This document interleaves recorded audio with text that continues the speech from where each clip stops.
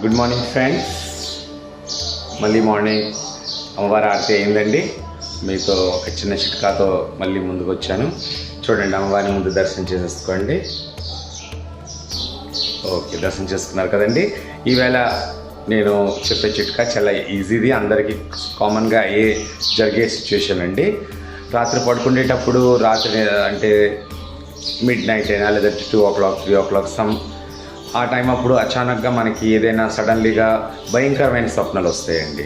వచ్చిన వెంటనే అదే మన దగ్గర వాళ్ళకైనా మన ఇంటి వాళ్ళకైనా ఏదైనా దుష్ట స్వప్నం వచ్చిన వెంటనే మోస్ట్లీ ఏం చేస్తారంటే జడిసిపోయి లేచి పెద్ద పెద్ద క్యాక్లేసి లేచిపోవడం, లేదంటే జడిసిపోయి లేచి కూర్చుండిపోవడం, వాటర్ తాగి అది ఎవరైనా పక్కన పడుకుంటే వాళ్ళతో షేర్ చేయాలని ట్రై చేస్తారండి. అలా చేయకూడదండి.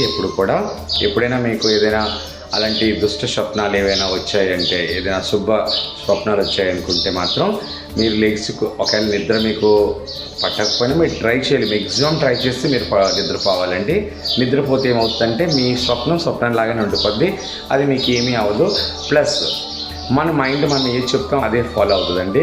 మీరు పాజిటివ్గా ఆలోచించుకుని ఏమవుతుంది అనేసి మీరు నిద్రపోయారనుకోండి, పాజిటివ్గానే అవుతుంది. అదే మీరు నెగిటివ్గా తీసుకుని ఏదో అయిపోద్ది అంటే మాత్రం అది సడన్లీగా మీకు ఏదైనా నెగిటివ్ ఎఫెక్ట్ చూపిస్తుందండి.